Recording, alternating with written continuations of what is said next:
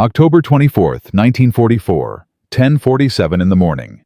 The Sibuyan Sea. Bro. A 1,000-pound American bomb slams into the flight deck of the super battleship Musashi and detonates with a roar that shatters steel splits armor and hurls burning men into the sea. Fire erupts. Smoke blackens the sky. Another bomb hits. Then another. Then a torpedo rips open her hull below the waterline and seawater floods in like a living thing. Vice Admiral Takeo Kurita grips the rail of his flagship Yamato and watches Musashi burn. He has never seen anything like this. Dive bombers screaming down from 12,000 feet. Torpedo planes skimming the waves from 3 directions at once. Wave after wave after wave. Kurita counts the aircraft. 50, 80, 120. More arriving every 30 minutes. His intelligence briefing said the Americans had 5 carriers in these waters. 5. But what he is watching cannot come from 5 carriers. It cannot come from 10. The math is impossible. And somewhere in the back of his mind, a terrible thought begins to form. Japan has been lied to, for 3 years, about everything.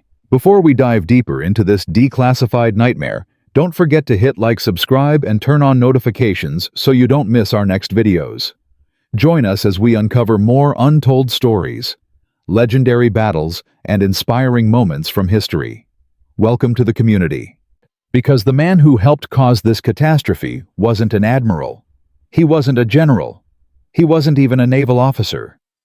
His name was Henry Kaiser, a 60-year-old civilian contractor who had never built a warship in his life. A former road paver from Washington State. A man the United States Navy called an amateur.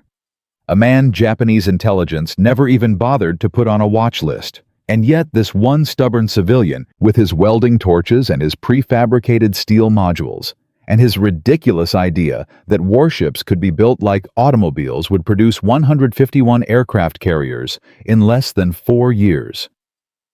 151. To Japan's 9. A ratio of 17 to 1. And on this October morning in 1944, Takeo Kurita was about to meet Kaiser's ghost fleet face to face. This is the story they classified above top secret, the intelligence failure that destroyed an empire. Money. To understand what Kurita was facing on October 24th, you have to understand what the Imperial Japanese Navy believed about America in the spring of 1941. And the belief was simple, arrogant, and catastrophically wrong. American industry was slow. American workers were soft. American shipyards were inefficient. American carriers took 36 months to build. Japanese carriers took 30. The gap was small, manageable, winnable. In conference rooms in Tokyo, admirals laughed at the Essex-class blueprints captured by spies. 27,000 tons, 150,000 shaft horsepower, 90 aircraft. A decent ship, they agreed. Nothing revolutionary, nothing to fear. Because here was the iron law every Japanese naval engineer believed with religious certainty. You cannot mass-produce a fleet carrier. Impossible. A carrier was a cathedral of steel. Every rivet placed by master craftsmen. Every frame shaped to unique tolerances. Every compartment custom-fitted. Carriers were works of art. You built them one at a time. You built them slowly. You built them over years. By December 1941, the math looked beautiful from Tokyo. Japan had 6 fleet carriers at Pearl Harbor. The Americans had 7 in the entire Pacific. Japan was building 4 more. The Americans, based on pre-war construction rates, could add maybe 2 by 1943. Maybe 3. The window of Japanese superiority was calculated at 18 months. Perhaps 24. Long enough to smash the American Pacific Fleet. Long enough to seize the oil fields of the Dutch East Indies. Long enough to force a negotiated peace. The problem arrived quietly. In August 1942, a Japanese intelligence officer named Captain Toshikazu Ohmai read a reconnaissance report and felt the first cold breath of fear. American carriers were appearing in places they shouldn't be. Task group designations didn't match known deployments. Radio intercepts referenced ship names, Japanese files had never recorded. Ome did the math and got a number that couldn't be right. The Americans had more carriers than his intelligence files said existed. He wrote a memorandum. He warned the Naval General Staff. He begged for a reassessment. The memorandum was read, filed, dismissed, because acknowledging what Ome was saying meant acknowledging something senior leadership could not afford to hear. Japan's carrier math was wrong. Japan's war plan was wrong. And Japan was about to drown in a tidal wave of American steel that no one in Tokyo had seen coming. But something was coming, something nobody in Tokyo was watching, something being built in a muddy shipyard in Richmond, California by a man who didn't give a damn about naval tradition. His name was Henry John Kaiser, 60 years old in 1942, bald, fat, wearing rumpled suits 2 sizes too big. He talked too loud. He shouted at engineers. He fired people on Monday and hired them back on Wednesday. The United States Navy despised him. Real shipbuilders, the ones with family legacies stretching back to the Civil War, called him a charlatan, a road builder, a cement salesman, a man who knew nothing about steel, nothing about warships, and nothing about the sacred art of naval construction. They weren't wrong. Kaiser had never built a ship before 1940. Not one. His entire career had been highways and dams. He had paved roads in Cuba. He had poured concrete at Hoover Dam. He had built the Grand Coulee Dam in Washington State, moving more earth than any human being in history. He understood bulldozers. He understood concrete. He understood schedules.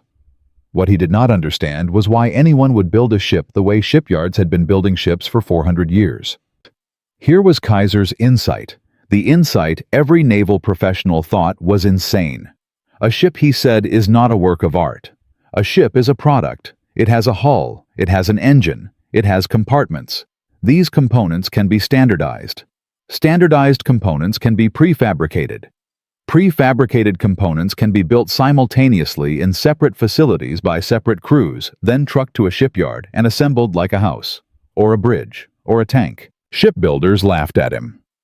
You cannot weld a warship, they said. You must rivet it. Rivets have been the soul of shipbuilding since Nelson. Welding is unproven. Welding cracks. Welding fails. Kaiser ignored them. You cannot mass-produce a vessel, they said. Every hull is unique. Every launch is different.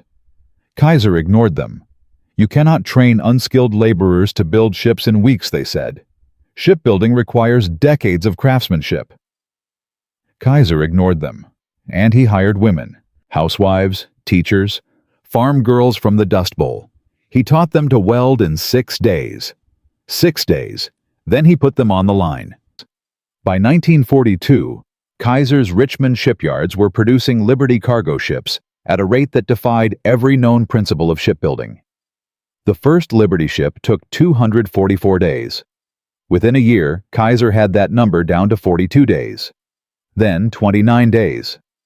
Then, on a bet with President Roosevelt himself, Kaiser built the Liberty ship Robert E. Peary from Kiel, laying to launch in 4 days, 15 hours and 29 minutes.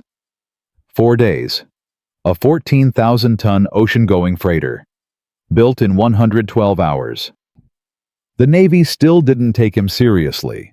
Cargo ships were simple, they said. Warships were different. Warships were sacred. You could not apply cargo ship methods to naval construction. It was impossible. It was irresponsible. It was dangerous. When Kaiser proposed building aircraft carriers using his methods, admirals in Washington called him insane. One senior officer reportedly said that letting Henry Kaiser build an aircraft carrier would be like letting a butcher perform brain surgery. But Kaiser had allies. President Roosevelt was one. The War Production Board was another.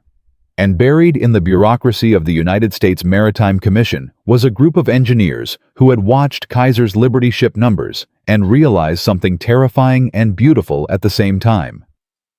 If Kaiser's methods could be applied to carriers even partially, America could outbuild the entire planet. Not by 20%, not by 50%, by orders of magnitude. And they didn't know it yet. But this decision to bet on a stubborn civilian contractor was about to save tens of thousands of American lives and crush an empire. The experiment began in secret. In 1942, under contracts, nobody advertised Kaiser was given the job of building escort carriers. Small carriers, 10,000 tons. Slower than fleet carriers, less heavily armed. But carriers, capable of launching aircraft, capable of hunting submarines, capable of escorting convoys across oceans where German U-boats had been slaughtering Allied shipping for 3 years. The first Kaiser escort carrier USS Casablanca was laid down in Vancouver, Washington on November 3, 1942. Naval officers predicted it would take 18 months. Kaiser promised 6. His engineers broke the design into 250 prefabricated modules. Each module was built in a specialized facility by a specialized crew. Bow sections here, stern sections there. Engine modules welded in a shed 3 miles from the water. Hangar decks assembled by women in Portland. When modules arrived at the shipway, cranes dropped them into place and welders sealed the seams. The Navy sent inspectors. The inspectors reported chaos. They reported sloppy welding. They reported workers who didn't know port from starboard. They reported women running arc welders in high heels because they had come straight from office jobs. The inspectors predicted catastrophic failure. They predicted carriers that would break apart in heavy seas. They predicted ships that would sink before they reached combat. USS Casablanca was commissioned on July 8, 1943. Construction time 8 months and 5 days. She did not break apart. She did not sink.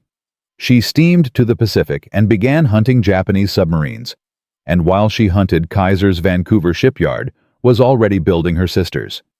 USS Liscombe Bay, USS Corregidor, USS Mission Bay. 1 carrier launched every week. Let that number settle. 1 carrier every week. Charité. By the end of 1943, Kaiser had launched 25 escort carriers. By mid-1944, 50. By the end of 1944, he had built more aircraft carriers than Japan would build in its entire history. 50 carriers, from 1 shipyard, by a cement salesman, in 18 months. Meanwhile, Newport News Shipbuilding in Virginia was watching Kaiser and learning. They took his prefabrication methods and applied them to the real prize. The Essex-class fleet carriers. Newport News broke the Essex design into massive prefabricated sections. Hull blocks, island superstructures, entire propulsion modules assembled off-site and lifted in by cranes. Welding replaced riveting. Standardized components replaced custom fabrication. The first Essex took 20 months. The second took 17. The third took 15. By 1944, Newport News was commissioning Essex-class fleet carriers in 14 months, and they weren't doing it alone. Brooklyn Navy Yard was building Essex-class carriers. Philadelphia Naval Shipyard was building them. Norfolk Naval Shipyard was building them. Bethlehem Steel's Fore River Yard in Massachusetts was building them. 5 shipyards, simultaneously, each launching a 27,000-ton fleet carrier every 14 months. But this was only the beginning, because on November 20th, 1943, Kaiser's first real test arrived. The Gilbert Islands, Operation Galvanic, the invasion of Tarawa. American Task Force 50 appeared off Betio Island with a carrier concentration Japanese doctrine said was impossible. USS Essex, USS Bunker Hill, USS Independence. 3 large carriers operating as a single unified task group. Japanese reconnaissance spotted the formation and relayed the sighting to Tokyo.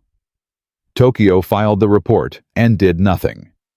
3 carriers together was an anomaly, they decided. A temporary concentration, not a pattern. And 2 months later, in January 1944, 6 American carriers struck Truk, Japan's Gibraltar of the Pacific, Japan's most important forward base. The strike was annihilation. 2 light cruisers sunk. 4 destroyers sunk. 3 auxiliary cruisers sunk. 2 submarine tenders destroyed. Over 30 merchant ships totaling 200,000 tons of shipping sent to the bottom of the lagoon. The fortress that was supposed to stop any American advance in the Central Pacific was broken in 2 days by carriers that, according to Japanese intelligence estimates, did not exist in such numbers. Japanese combined fleet staff officers read the truck reports and finally began to panic. 6 carriers in one operation meant the Americans had far more carriers than Tokyo believed. But how many? 8, 10, 12.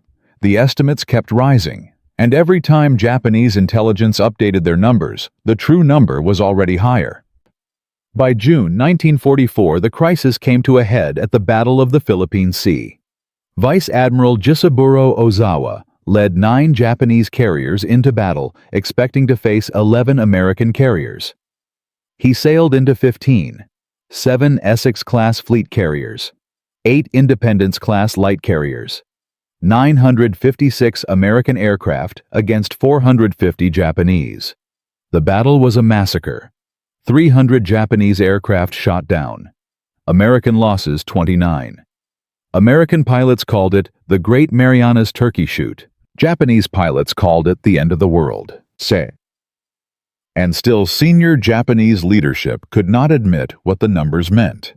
To admit the truth was to admit the war was already lost. To admit the war was lost was to face political and military consequences nobody in Tokyo was willing to face. So the reports were classified. The briefings were falsified. The intelligence estimates given to field commanders continued to describe an American carrier force that had not existed since 1943. 4 months later, Vice Admiral Takeo Kurita received his briefing for Operation Shogo, the Leyte Gulf Plan, the final roll of the Japanese dice. The briefing told him American carrier strength in Philippine waters consisted of 4 to 5 fleet carriers, possibly reinforced by 1 or 2 light carriers. Maximum. The briefing was a lie built on 3 years of institutional denial, a lie that would cost thousands of Japanese sailors their lives, a lie that was about to collide with reality at 10:30 in the morning on October 24, 1944. Kurita sailed into the Sibuyan Sea, believing he faced 6 enemy carriers. The Americans had 17 Essex-class fleet carriers waiting for him, plus 8 light carriers, plus dozens of escort carriers. 34 American carriers total, against 4 Japanese battleships with no air cover at all. Kurita was about to become the first Japanese commander to see Henry Kaiser's Ghost Fleet in full daylight. He was about to witness 250 sorties in a single afternoon. He was about to watch the super battleship Musashi absorb 19 torpedo hits and 17 bomb hits before rolling over and taking 1,023 men to the bottom. He was about to realize that every number his intelligence briefing had given him was wrong by a factor of 3, 4, 5 to 1. But could even Kurita, a hardened veteran with 40 years at sea, comprehend the true scale of what was coming? Could he grasp that the carriers attacking him represented only 71% of America's Essex-class fleet, with dozens more operating in other oceans simultaneously? Could any Japanese admiral accept that the war had been lost before it began, decided not by admirals or battleships or samurai courage, but by a bald civilian contractor in Richmond, California, who had built ships the way Henry Ford built cars? In Part 2, we descend into the nightmare itself. October 25, 1944. The Battle of Samar. When Kurita's battleships stumble onto a tiny force of American escort carriers, Taffy 3 and a handful of destroyers launch the most suicidal counterattack in naval history. One destroyer captain orders his crew to ram a Japanese cruiser. Another charges Yamato with empty torpedo tubes. And in 20 minutes, the fate of the Pacific War is decided by men who refuse to die quietly. Stay with us, because what happens next is the moment the Japanese Empire finally understood the nightmare it had built for itself. In Part 1, we watched a cement salesman named Henry Kaiser break every sacred rule of naval construction. Welding instead of riveting. Housewives instead of master shipwrights, prefabricated modules instead of handcrafted hulls.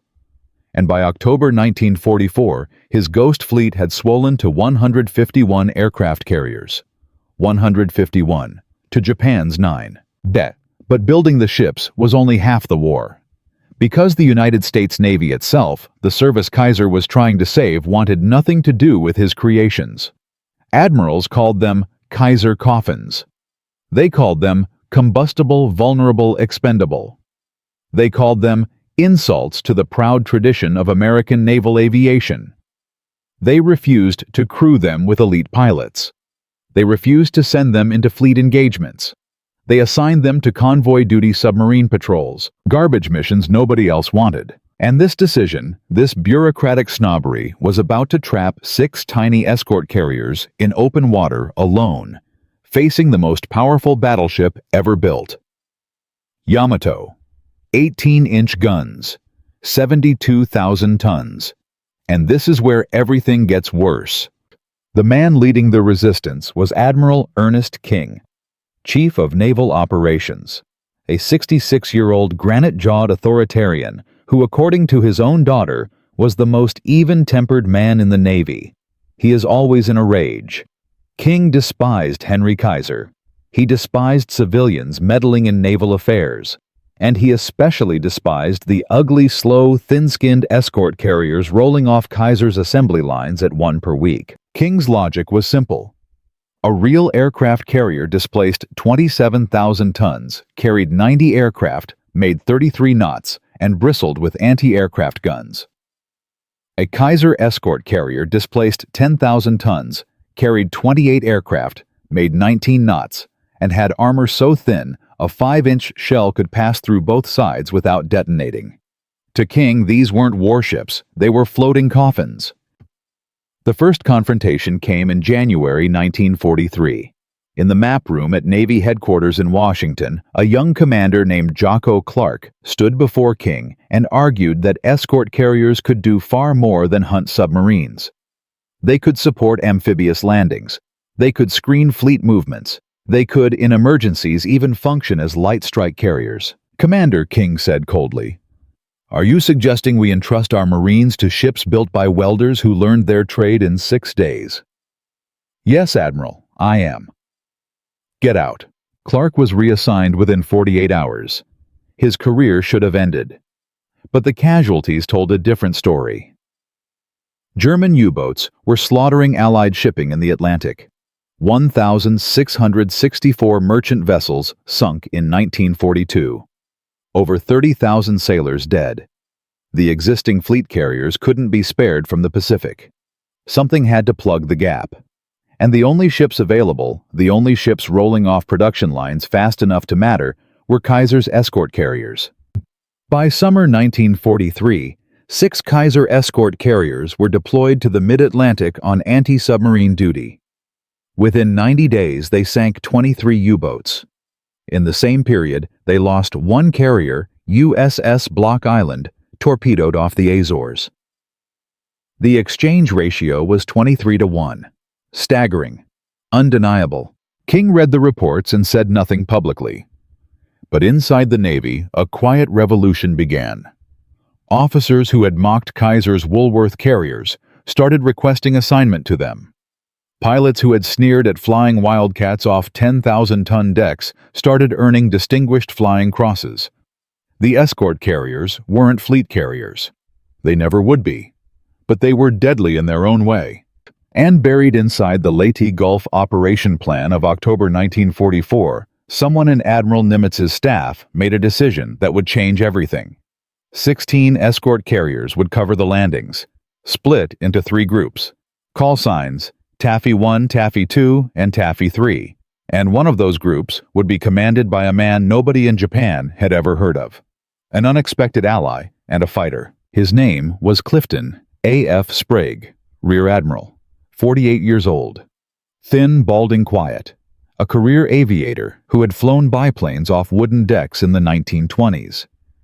His friends called him Ziggy because of the zigzag patterns he used to evade torpedoes when he skippered USS Wasp earlier in the war. Sprague believed in the escort carriers, not because they were glamorous. They weren't. Not because they were powerful. They weren't. He believed because he understood what Kaiser had actually built. 16 escort carriers meant 448 aircraft. 448 aircraft could saturate any target with continuous air cover. They weren't fleet carriers. They were swarms. And swarms, Sprague understood, could kill things individual predators could not.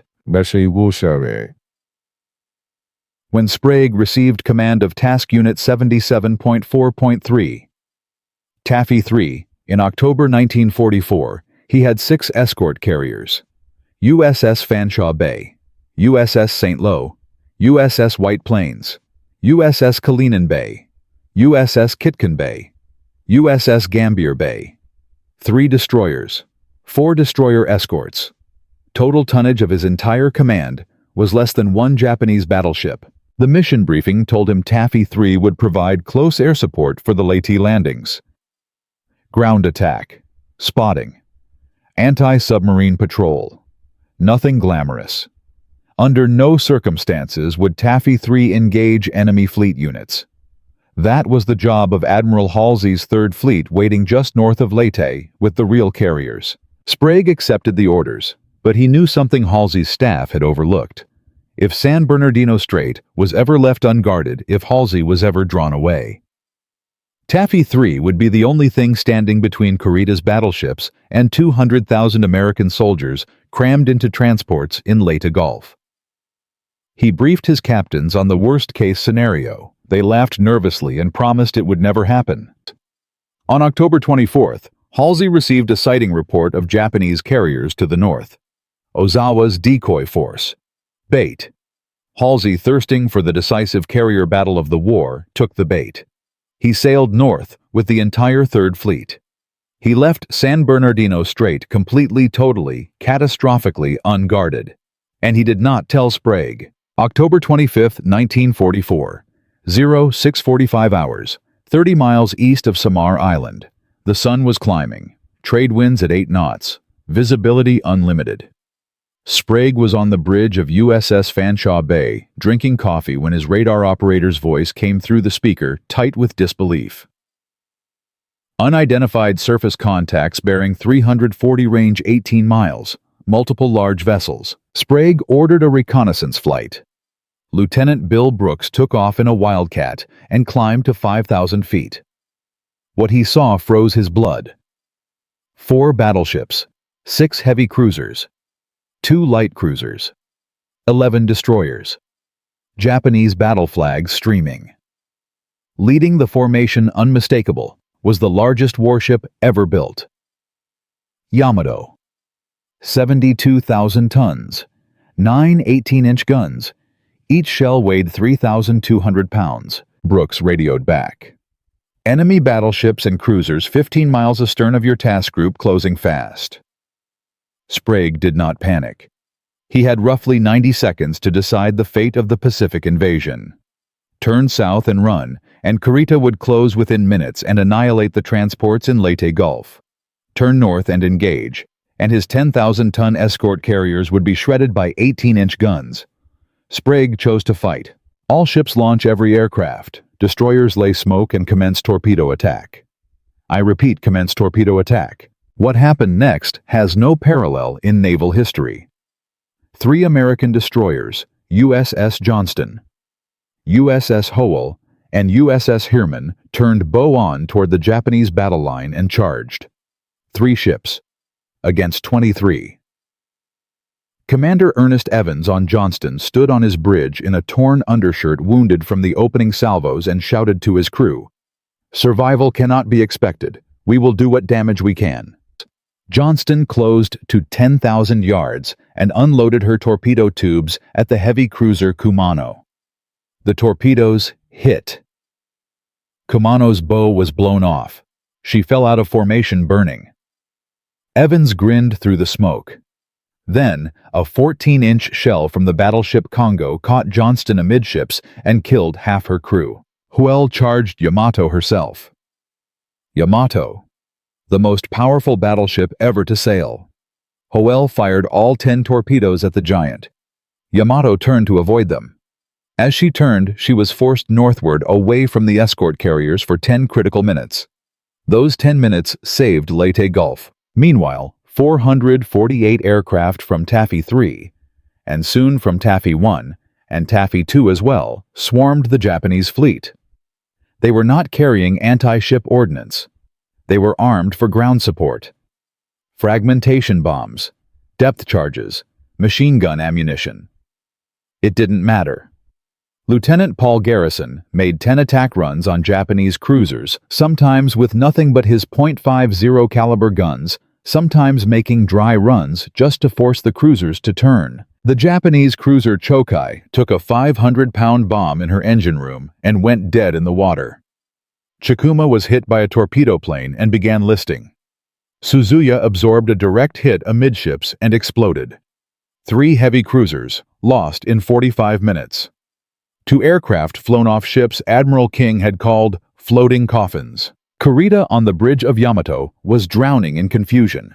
The ships attacking him were small. So small, he misidentified them as fleet carriers.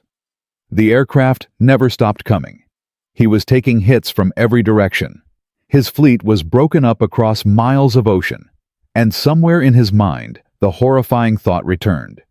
If these tiny carriers could do this, what were the fleet carriers doing to him? Whoa. At 09:25, after 3 hours of chaos, Kurita made the most controversial decision of the Pacific War. He ordered his fleet to break off, turn north, retreat. He had lost 3 heavy cruisers. He had been humiliated by ships a fraction of his size. The escort carrier, USS Gambier Bay, went down, the first American carrier sunk by surface gunfire since 1942. USS Johnston went down, Commander Evans with her. USS Howell went down. USS Samuel B. Roberts went down. But Leyte Gulf was saved by carriers Admiral King said should never have been built, by a civilian contractor the Navy despised, by 13 American ships that refused to run. The news of Samar hit the U.S. Navy like a thunderclap. Within 48 hours, every skeptical admiral in the Pacific had read the after-action reports. 6 escort carriers had held off the entire Japanese center force. Aircraft from Kaiser-built ships had sunk 3 Japanese heavy cruisers and damaged 4 more. The exchange ratio was 3 Japanese cruisers for 2 American escort carriers and 3 destroyers, against a force that outweighed them 10-1. Admiral Nimitz ordered immediate revision of escort carrier doctrine. The ships would no longer be relegated to convoy duty. They would be integrated into fleet operations. Their pilots would receive the same air-to-air training as fleet carrier pilots. Kaiser's production quotas were doubled. By March 1945, 118 escort carriers would be in service. But there was a problem. A terrible, unexpected problem. Because Japan had been watching Samar too. And what they had seen terrified them. Not the escort carriers, not the destroyers. The aircraft. The endless swarms of aircraft that could not be shot down fast enough.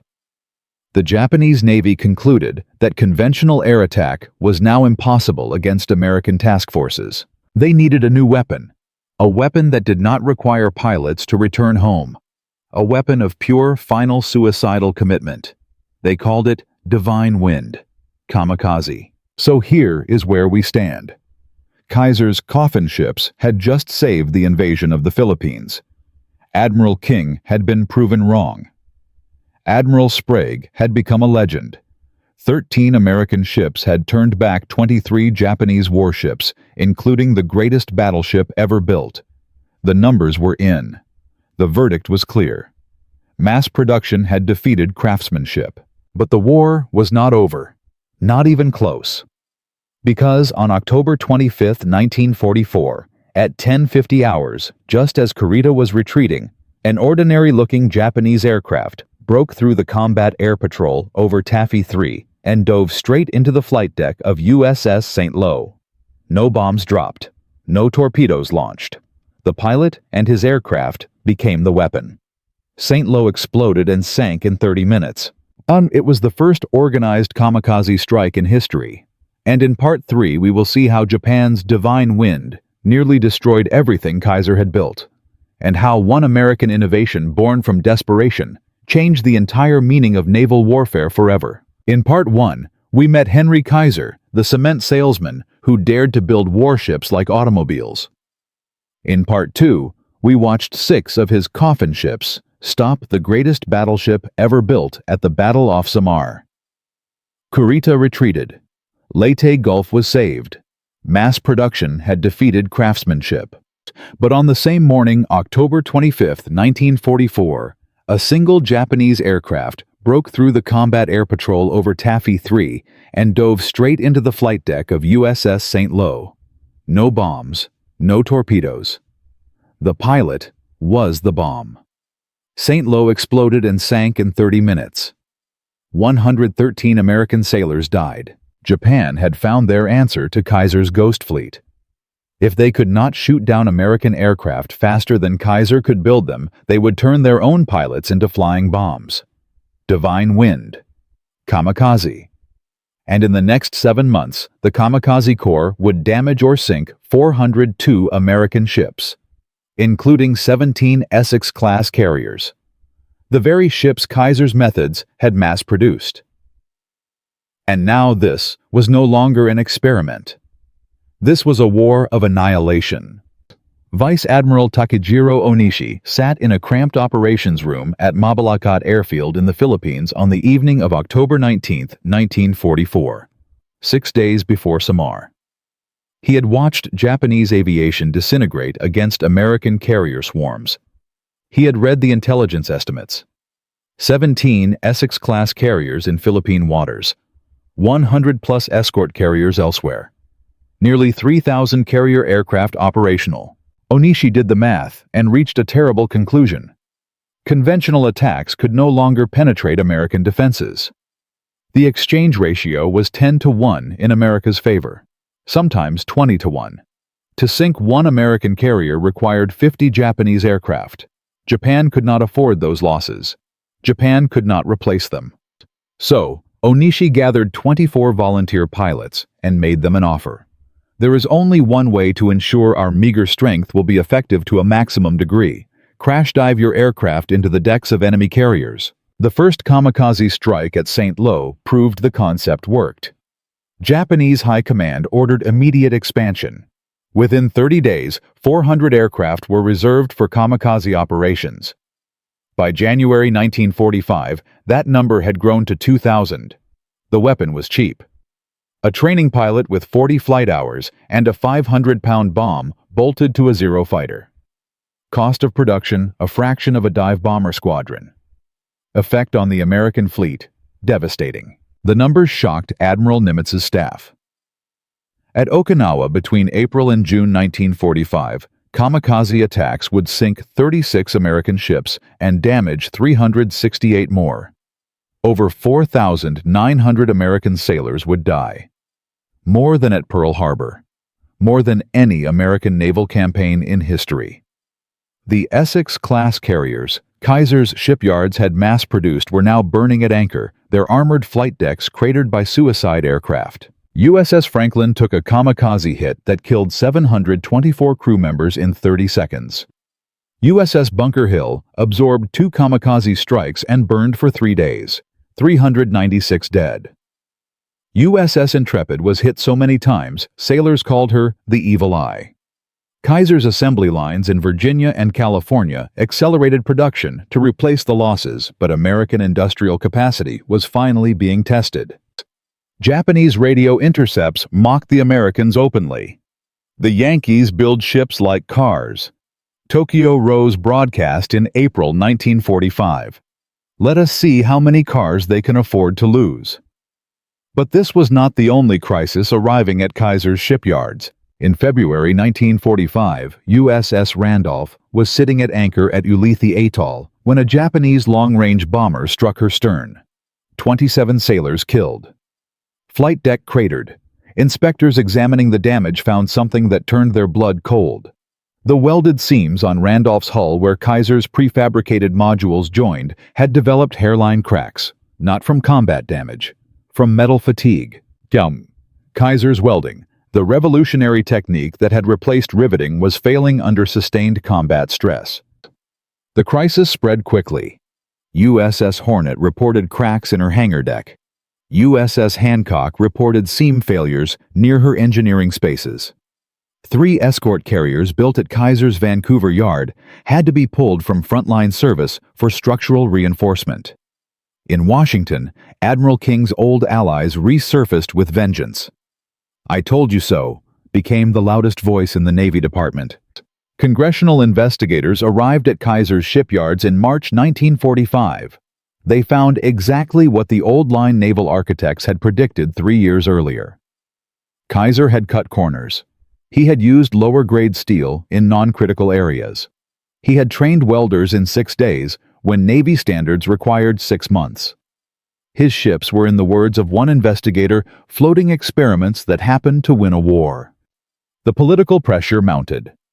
Newspapers that had celebrated Kaiser in 1943 began asking pointed questions in 1945. How many American sailors had died on Kaiser-built ships because of substandard construction? How much had the Navy actually paid per hull? Was Kaiser a hero or a profiteer? Kaiser, now 63 years old, stood before a Senate subcommittee and defended himself. "Gentlemen," he said, "I built you 1,490 ships in 4 years. Some of them cracked. Most of them fought. All of them got there in time. You try doing better." The hearing ended without formal charges, but the damage was done. Kaiser's reputation, which had been mythological in 1943, was now a subject of debate. Worse, the Japanese Kamikaze campaign was threatening to reverse every gain his carriers had achieved. The Pacific War seemed to hang on a single, unanswered question. Could American industrial depth absorb Japanese suicidal commitment? The answer came at Okinawa, in the sky. Above a 60-mile stretch of ocean, the American sailors would call the Divine Wind Graveyard. March 18, 1945, 0600 hours, 90 miles southeast of Kyushu. Task Force 58, 11 Essex-class carriers, 6 Independence-class light carriers, 8 battleships, over 1,200 aircraft. Admiral Mark Mitcher commanding. The mission suppressed Japanese airfields on Kyushu before the Okinawa invasion, and Japanese radar picked up the task force at 0545. Within 30 minutes, 193 kamikaze aircraft were airborne and racing south. The attack began at 0725. Mitcher's Combat Air Patrol intercepted the first wave at 60 miles out. F-6F Hellcats and F-4U Corsairs tore into the Japanese formations. 84 Japanese aircraft shot down in 20 minutes. The second wave arrived at 0815. Another 61 destroyed. The third wave at 0905. 48 more gone. But the survivors kept coming. At 0908, a single Yokosuka D-4Y, Judy broke through at wave-top altitude and slammed into the flight deck of USS Yorktown. Bomb detonation. 5 dead. Flight deck hold. Yorktown kept steaming at 30 knots, her damage control teams fighting the fires. At 0914, another kamikaze hit USS Enterprise. Boiler damage. 7 dead. Enterprise kept fighting. At 0730 the next morning, March 19th, a twin-engine Japanese bomber penetrated the screen and dropped 2 550-pound bombs onto USS Franklin. Both bombs detonated among armed and fueled aircraft on the flight deck. Chain reaction. Secondary explosions. The ship heeled 13 degrees to starboard. Fires reached the aviation fuel bunkers. 724 sailors died in the first 30 seconds. Franklin should have sunk. No carrier had ever taken this level of damage and survived. But Captain Leslie Garres refused to abandon ship. Chief Engineer Donald Gary led crews through burning compartments to rescue 300 trapped men. Father Joseph O'Callahan, the ship's chaplain, administered last rites while organizing firefighting teams. Franklin burned for 36 hours, And then, impossibly, she steamed under her own power to Pearl Harbor, 12,000 miles, with a third of her crew dead. She became the most heavily damaged American carrier to survive the war. When she limped into Brooklyn Navy Yard 3 months later, President Truman met her at the pier. The aircraft Franklin launched at Kyushu that morning before she was hit destroyed 47 Japanese aircraft on the ground and sank 7 cargo ships in Kure Harbor. Her sister carriers of Task Force 58 destroyed over 500 Japanese aircraft in 2 days. Combined with losses during the subsequent Okinawa campaign, Japan would lose 7,800 aircraft to American carrier operations between March and June 1945. 7,800 aircraft. Japan's entire reserve force. Gone. A captured Japanese intelligence officer later told American interrogators, "When Franklin came back to fight, we knew we could not win. Even our sacred wind could not sink them faster than they could repair them." News of Franklin's survival spread through the American Pacific Fleet within days. The psychological impact was enormous. Carriers could be damaged, but not destroyed. Sailors could die, but the ships always came back. Kaiser's welded hulls, the ones Congress had questioned and naval architects had mocked, were proving more survivable in combat than the riveted carriers of the previous generation. Welded seams flexed under shock. Riveted seams cracked. By May 1945, American carrier production had absorbed every kamikaze loss and expanded. The U.S. Navy ended the war with 99 operational carriers of all types. Japan ended the war with 4. Of those 4, none had fuel to sortie. The ripple effects reshaped everything. American aircraft production hit 96,000 aircraft in 1944, alone more than Japan, Germany, and Italy combined across the entire war. Pilot training programs graduated 65,000 naval aviators. Carrier doctrine, once a closely guarded Japanese specialty, became an American industrial process churning out trained air groups on schedules. Admiral Nimitz issued a classified report to the Joint Chiefs of Staff on June 15, 1945. Its conclusion was simple. The war in the Pacific has been won by American industrial capacity.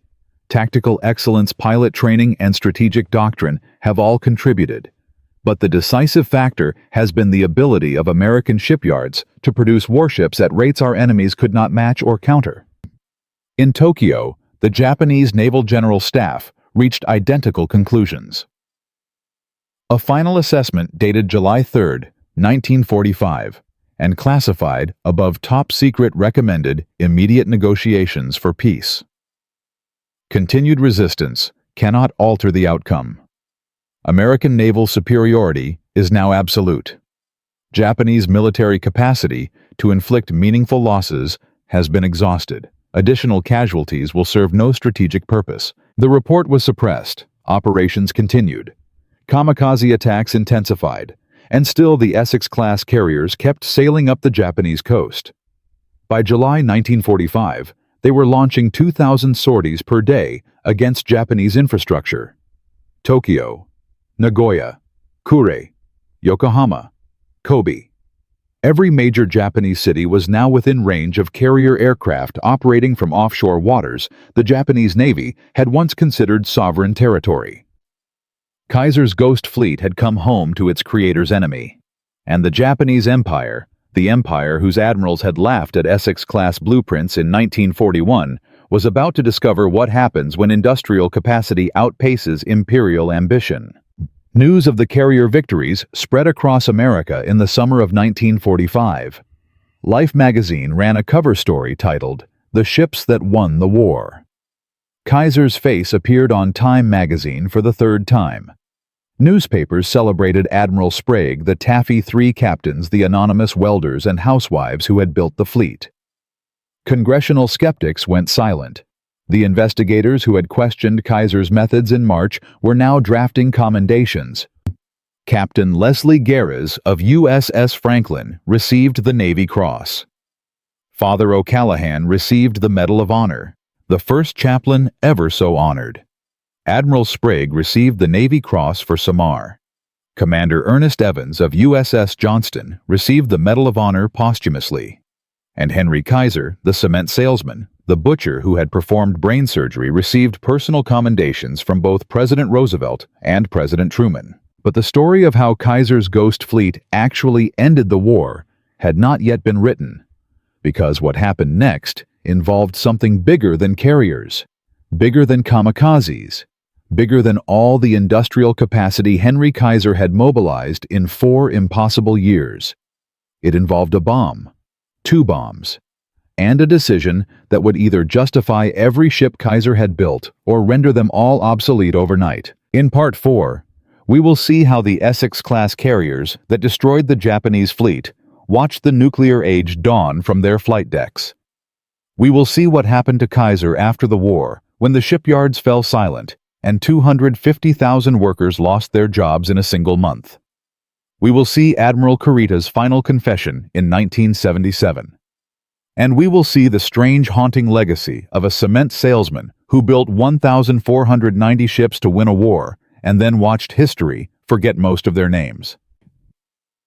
This story has one final chapter, a chapter few people know. Stay with us. In Part 1, a cement salesman named Henry Kaiser challenged 400 years of shipbuilding tradition. In Part 2, his coffin ships stopped the greatest battleship ever built at Samar. In Part 3, his Ghost Fleet survived the divine wind and reduced Japan's naval aviation to ashes. By August 1945, the Essex-class carriers Japanese admirals had mocked, in 1941, were launching 2,000 sorties per day off Tokyo Bay. But what happened to the man who started it all? Henry Kaiser survived the war he had helped win. He did not receive the honors he deserved. He did not become the household name his accomplishments demanded. And in August 1945, just days after Japan's surrender, his greatest fear arrived in a single telegram from the War Department. The message was brief. Production contracts were being canceled, effective immediately. Because sometimes success comes with a price nobody tells you about. The day after Japan's formal surrender aboard USS Missouri on September 2, 1945, Henry Kaiser walked into his Richmond, California shipyard and faced 65,000 workers. By October, 47,000 of them had been laid off. By Christmas, the number reached 61,000. The assembly lines that had produced 1 escort carrier per week went silent. The welding arcs that had lit the Pacific night went dark. The housewives and teachers and farm girls who had built the fleet packed their lunch pails and went home. Kaiser did not attend any victory parade. He was not invited to the surrender ceremony. President Truman mentioned his name once in a radio address and never again. The Navy that had depended on his ships spent the next decade writing official histories that barely mentioned him. Admiral King, who had called Kaiser's carriers floating coffins, retired with full honors and published memoirs that dismissed escort carriers as expedient vessels of limited utility. Kaiser moved on. He built aluminum plants. He founded Kaiser Health Plans, the insurance company that eventually became Kaiser Permanente today, serving 12.7 million members. He built the Kaiser Fraser Motor Corporation and tried to manufacture affordable cars using the same prefabrication methods that had built his carriers. The car company failed. The health plan thrived. He died in 1967 at age 85 in Honolulu, in a hotel he had built himself overlooking the Pacific his ships had conquered. His obituary in the New York Times ran 2,500 words. Only 4 sentences mentioned the aircraft carriers. Vice Admiral Takeo Kurita.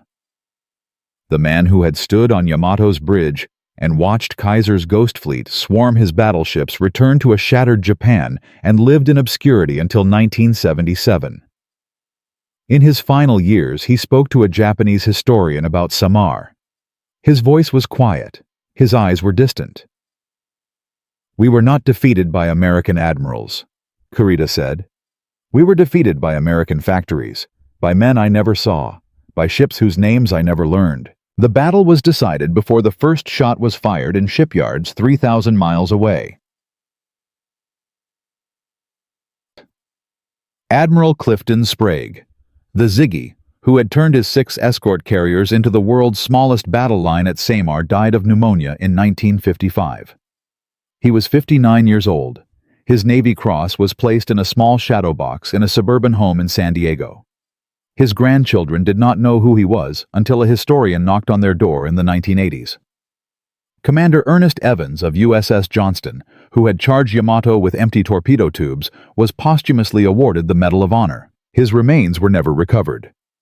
The wreckage of Johnston was located in 2019, resting 21,000 feet deep in the Philippine Sea. Her torpedo tubes were still trained outboard toward the enemy.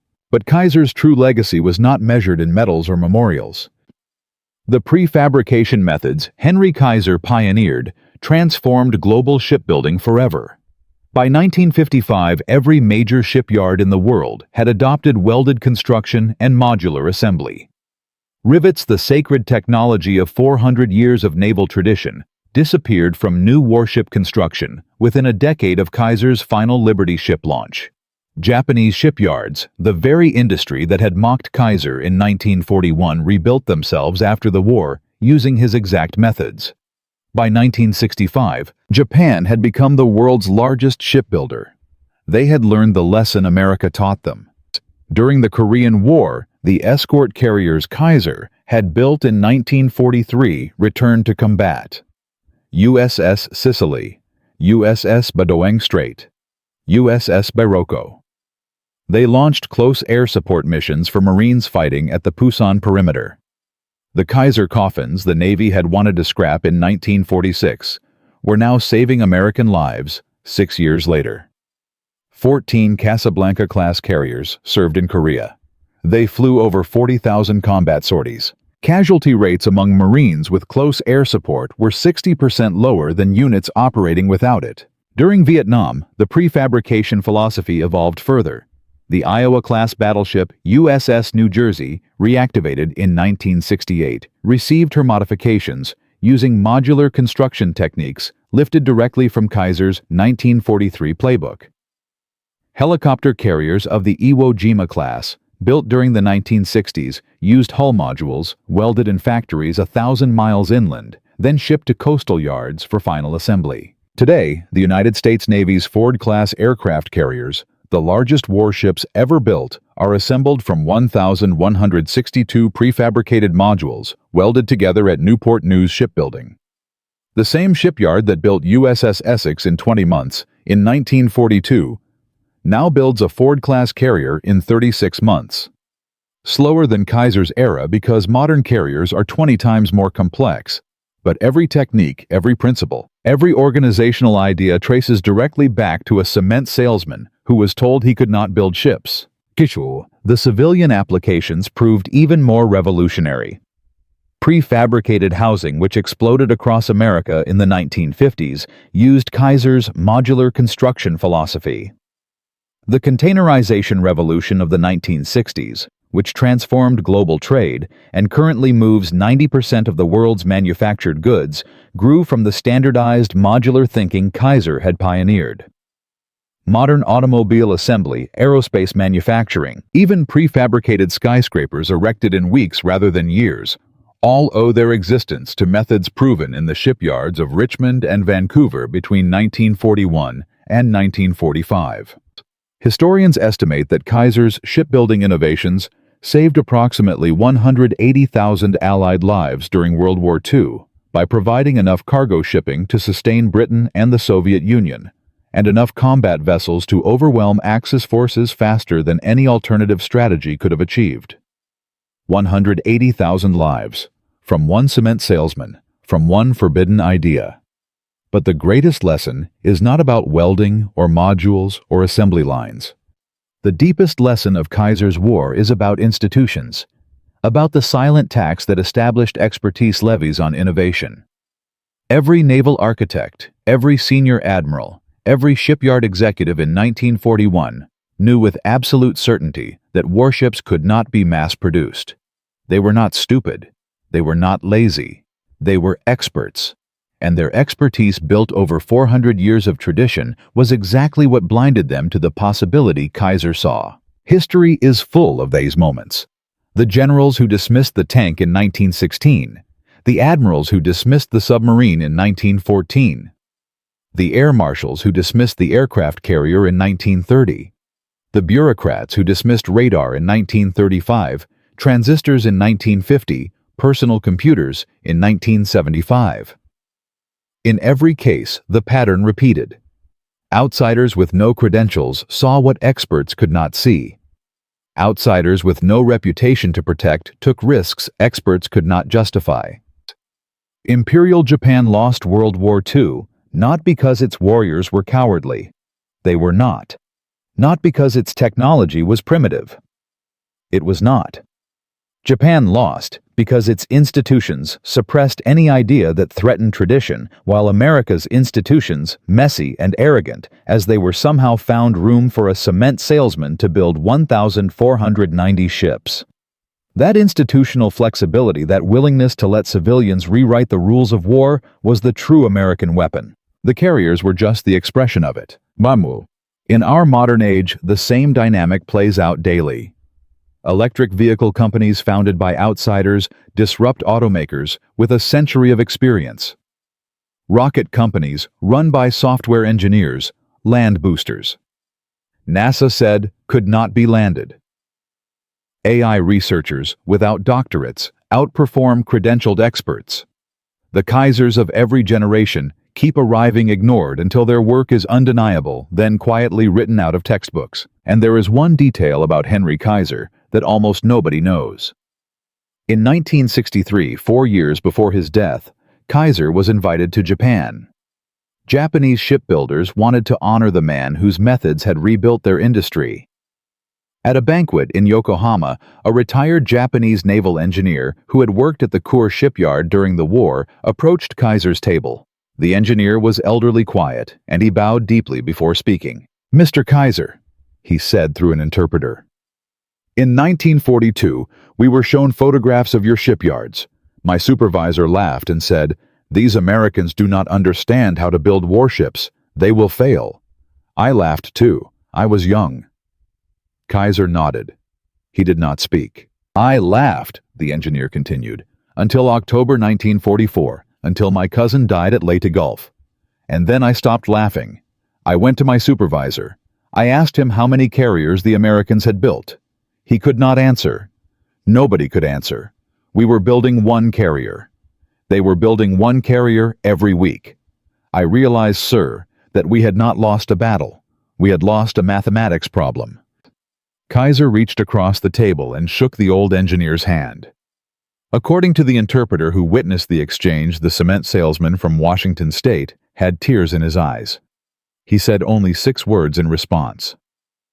"I am sorry about your cousin." The two old men, former enemies separated by oceans and ideologies, and 3 years of total war, sat together in silence. And in that silence, the long arithmetic of Henry Kaiser's war finally balanced. From a cement salesman with an idea called insane to the force that destroyed an empire, Henry Kaiser proved that the future belongs not to those with the most expertise, but to those with the most imagination. And because of him, 180,000 Allied sailors came home. 151 aircraft carriers sailed the seas. And the war that Japanese admirals believed they would win in 24 months was ended in 44 by ships those admirals said could never be built. What if you enjoyed this story? Share it with someone who needs to hear that outsiders can change the world. This is just one of hundreds of impossible innovations from World War II that history nearly forgot. Subscribe to our channel for more declassified stories, untold battles, and the forgotten men and women whose courage and whose refusal to accept what experts said was impossible shaped the world we live in today. Henry Kaiser never commanded a ship. He never fired a gun. He never wore a uniform. But when Japanese admirals finally stopped mocking and started counting, the name they should have feared was not Nimitz, not Halsey, not Spruance. It was the name of a bald, overweight, loudmouthed road paver from Washington State. A man who looked at 400 years of naval tradition and said, "I think we can do better." And he did.